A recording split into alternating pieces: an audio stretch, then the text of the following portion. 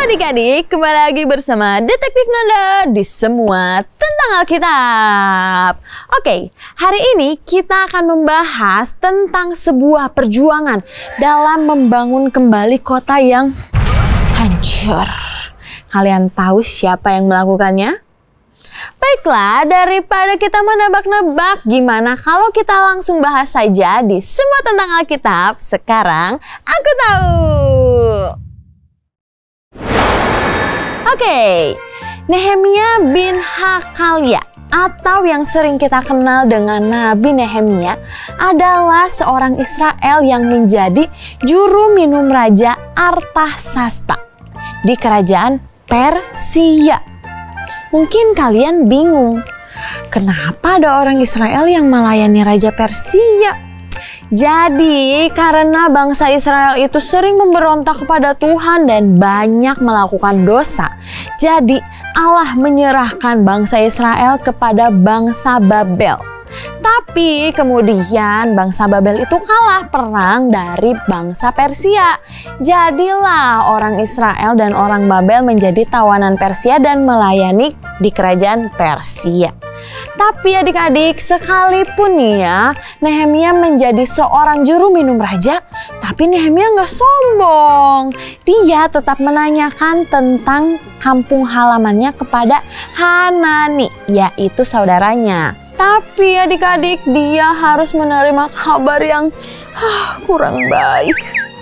Karena Yerusalem, kota yang megah, itu menjadi kota yang hancur berantakan. Tembok-temboknya itu hancur adik-adik. Mendengar itu Nehemia menjadi sedih dan dia berkabung. Dia berdoa dan berpuasa kepada Tuhan. Bahkan adik-adik kesedihannya itu sampai ke bawah ke pekerjaannya. Dan itu berbahaya loh sebenarnya untuk Nehemia. Karena jika raja melihat kalau Nehemia itu sedih, tidak bersemangat, raja bisa saja menjadi marah dan Nehemia bisa dihukum. Aku berdoa kepada Tuhan agar raja mengizinkan aku datang ke sini. Raja bisa saja menjadi marah, tetapi Tuhan menyentuh hatinya. Ia memberi izin, bahkan mengutus prajurit menjagaku. Dikasih izin adik-adik untuk membangun kembali kotanya yang hancur. Nehemia akhirnya pulang dan diam-diam mengamati tembok-tembok yang runtuh itu. Dan akhirnya Nehemia mengajak para tetua dari Israel untuk bersama-sama membangun kembali tembok Yerusalem. Mereka setuju dengan tekadnya. Dan akhirnya mereka bersama-sama saling tolong-menolong membangun kembali tembok tersebut. Wah, tapi saat sedang dalam pembangunan adik-adik, Sanbalat seorang gubernur Samaria dan juga Tobia menghina pembangunan tembok tersebut. Kenapa? Karena mereka itu lebih suka melihat Yerusalem itu menjadi reruntuhan. Tapi Nehemia dan orang Israel tetap membangun tembok tersebut.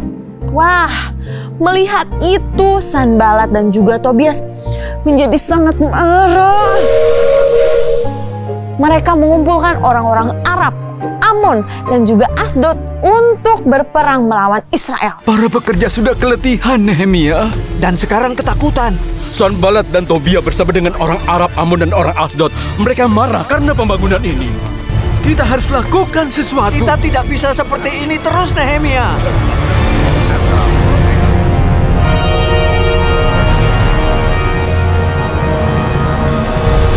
Ambil senjata dan jagalah tembok-tembok yang rendah atau yang masih berlubang.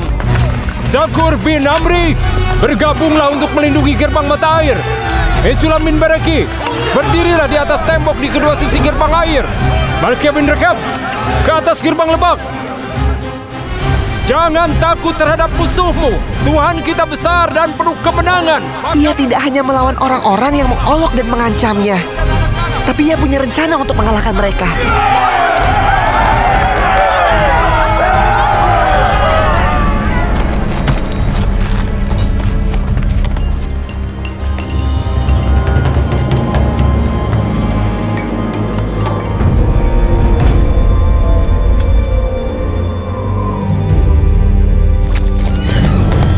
batalkan penyerangan.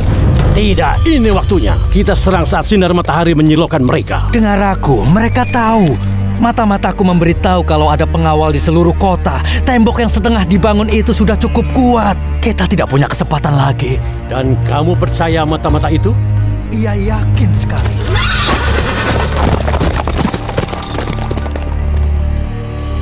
Baik, pasukan akan kusuruh mundur.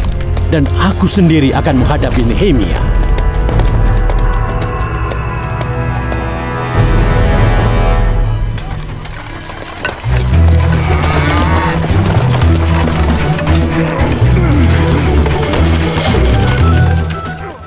Dan akhirnya Nehemia bersama dengan seluruh umat Israel berhasil membangun tembok Yerusalem.